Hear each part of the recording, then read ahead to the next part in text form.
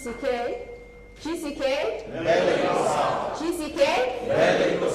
Kama vile mnavyoona mbele iko sawa. Na ndio sababu tuko hapa sisi wote na ninataka kuwaeleza karibuni wote na mjisikie mko nyumbani. Kwanza kabisa ningependa kuchukua hii fursa kumshukuru Mheshimiwa Honorable Martin Ogindo is our party leader, and I want also to say thanks to every member of GCK who is here today. GCK, mbona nikaa hamuna furaha? Mko naye? Let me see it. GCK? Mbele iko sawa? GCK. Okay, allow me from the very outset, and on behalf of the Green Congress of Kenya and all the national executive committees, to welcome you today to this event. Today, we present to you a political party with a difference. That is Green Congress of Kenya is a new political party, and we are welcoming you today to celebrate with us the dawn of GCK. More importantly, this party is which the youth of this country are not just content with the nothing promises of their reference to our leaders of tomorrow. As I stand here today, I'm only 28 years old, and having given the opportunity as the first woman in this country to be the national chairperson. Are you happy for that? Yes. It is a history that Kenya is making, to give an opportunity a young lady like me to lead others. I'm happy. I've been dreaming about this for quite some time. I knew one day, one time, I'll be somewhere, I'll be somebody leading women to take them to the right direction. And women out there, I want to urge you all, join us, feel free, GCK is there for you, and I'm there to lead you and to fight to where we are heading to. This is the party which has no any diversity for people. GCK, mbele iko sawa? GCK. The majority of Kenyan youths, they are being neglected. They are not employed. But today GCK is there to fight for you. And I want to take this opportunity to thank Mr. Martin Ogindo, our party leader, for to have taken his time to create and to think that GCK is the only option that can make all the youths, all the women out there to have the powers to do everything that other people have never done or that other parties have never done. But GCK is there for you. Therefore, I stand here today to tell you GCK is a home for all. GCK is always there and it will be there forever and forever. Thank you. G. G. G. Thank you so much, Madam MC, for this wonderful opportunity. I'm very honored and grateful for this momentous time you've given me.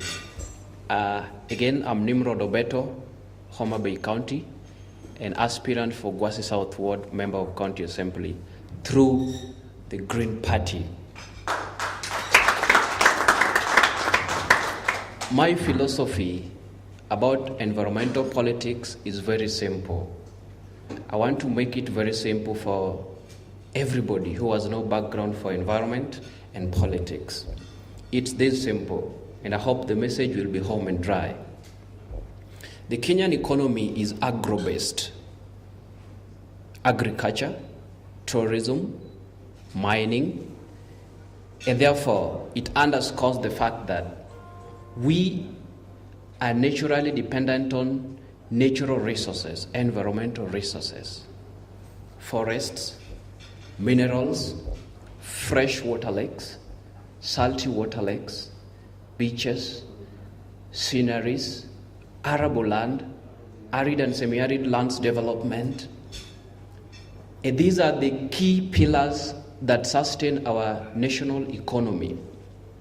I want you to hear me out well, please, kindly. I want to bring out the picture and the essence of environmental conservation in our political scenario. When God created Adam and Eve, and they were in the Garden of Eden, remember, God said, you live here, protect the environment, live here. He didn't tell them, move out of the Mau forest, go and settle downstream. Adam and Eve live here, give them names, the biodiversity, plants and animals. Multiply, fill the world. He didn't tell them, go and live in the Arabian desert, leave alone my floral and faunal species to stay alone. Ladies and gentlemen, it's high time we keenly observed our environment. We need to be wary of the wanton destruction of environment for selfish purposes, depletion of natural resources. And that is why we believe, as the GCK family of fraternity, that you must go out there, send people to the assemblies, except the presidency, let them be the robust, educated, informed, and proponents of the green philosophy in every corner of the world beyond Kenya. GCK. GCK. Last but not least, we know politics run the world. And that was the primal genesis of our supposition. We didn't want to stay put or fiddle while Rome burns. We wanted to swing into action, go to the assemblies, make proper laws, and protect our environment. I am standing before you here today as the youngest aspirant in Gwasi South Ward in Homa Bay County, and I strongly believe that no bottleneck or impediment will mar or compromise my ambition to save the universe and planet Earth from wanton destruction and gluttonous consumption. GCK. GCK. Bele iko sawa. GCK. Thank you and God bless you. Thank you, ladies and gentlemen, and feel most welcomed in this room, this green room of GCK. Let me take this opportunity to thank the chairperson, Green Congress of Kenya, Madam Chelangat Scholar, all the way from Narok County. Let me take this opportunity to also thank members of the neck of this great party, GCK, who are here assembled. Let me also take this opportunity to thank members of the Fourth Estate who has honored us with this huge coverage that I see here. Ladies and gentlemen, let me say good morning. I am glad to welcome you to this function, a very important one in the life of our party. The history of political party in this Kenya is long and winding. At the dawn of our independence, 50 years ago, the founding fathers identified the challenges facing this young nation that was just born as hunger, disease, and ignorance. In their unalloyed enthusiasm, they set about fighting this trio, setting out lofty targets and penning seminal development agendas, some of which are still being held out today as masterpieces of good intent. But in the national quest for socio-economic takeoff by this once young country, the grand historical omission happened. We forgot to clearly define the manner of this social development course. We failed to clearly set out how to do it. Development has always been calibrated by these sterile indicators such as the gross domestic product. The crowds have always cheered when you tell them the GDP will grow by double digits. And Kenya prides itself as the leading economy in East Africa. It did not matter how much we pursue those goals, because in pursuit of those goals, we ended up annihilating our environment to achieve development. It did not matter how much we compromise the future to achieve this ambitious development. It was about getting it here and right now. How wrong were we in our approach? The truth is here today. We are living a nightmare that we ourselves created. The future has come sooner than later. We are reaping the results of the seeds that we sowed. And I will take you through a few examples that help to buttress this point. Right now, this city is suffering from acute water shortage. We have failed to harness the increasing little water that we receive from rain. We have failed to conserve our water towers, replenish the diminishing sources for this valuable commodity. Our streams have dried up, our rivers are shrinking. For your information, ladies and gentlemen, the biggest and longest river in this country is called River Tana. River Tana spans about 1,000 kilometers all the way from the Aberdares to the Indian Ocean. River Tana has lost 20% of its volume. In 1980, River Tana used to discharge 6 million cubic meters of water into the ocean. Today, River Tana discharges less than 5 billion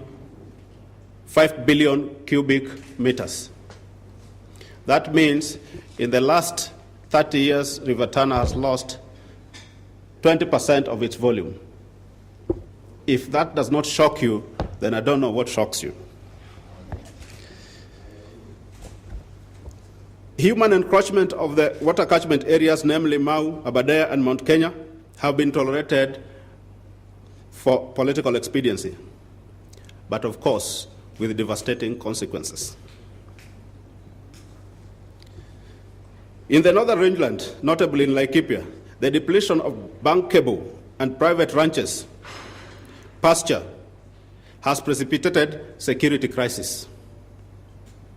It is because we have failed and neglected our environment that today we have conflict in Laikipia. Recent sightings outside the perimeters of the national park, Nairobi National Park, point to the mounting human pressure on the such facilities of the world. The perpetuation of our development without conscience, philosophy, environmental sensitivity come last. When we are implementing mega infrastructural projects like the standard gauge railways, we forget the harm we are doing to the environment. It is important to relocate a railway line, and it is possible to relocate a railway line. But the contrast is, while you can replace a railway line, you cannot replace an ecosystem that is disturbed by a railway line. And that is the epitome of negligence of our environment, the lack of sensitivity to our environment. From Meru to Kakamega, our forests, especially the natural ones, have suffered deforestation. The charcoal trade in Masailand should be declared a national disaster.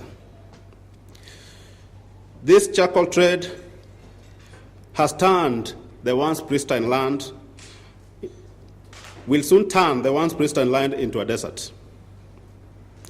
The Kenyan total land area is 56.8 million hectares. Our forest cover is about 3.4 million hectares.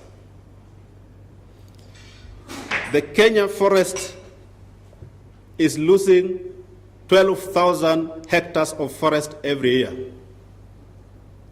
If this does not shock you, then I want to ask you what shocks you. Sadly, Kenya continues to lose these 12,000 hectares annually, and yet there is no concrete efforts being made to reverse this trend.